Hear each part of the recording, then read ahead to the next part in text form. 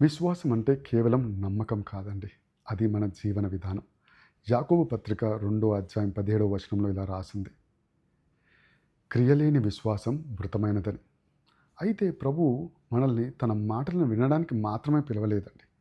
దానికి అనుగుణంగా నడుచుకోమని చెబుతూ ఉన్నారు. అయితే ఈరోజు కొందరికైనా దయ చూపించండి, సహాయం చేయండి, క్షమించండి. ఇబ్బందులు వచ్చినప్పుడు ధైర్యంగా నమ్మకంగా నిలబడండి. అలాంటి జీవితమే విశ్వాసంతో కూడుకున్న జీవితం అండి. దేవుడి సన్నిధిలో చిన్న విషయాలు కూడా ప్రేమతో చేసినప్పుడు అవి గొప్పగా ఆశీర్వదింపబడతాయంట. కాబట్టి విశ్వాసాన్ని కేవలం మీ హృదయంలోనే ఉంచుకోండి, అది మీ క్రియల రూపాన చూపించండి. వేరే వారి పట్ల మీరు వెలుగుగా ఉండండి, ప్రేమగా ఉండండి, ఒక మార్పుగా ఉండండి. దేవుడు మిమ్మల్ని దీవించునుగాక. ఆమేన్.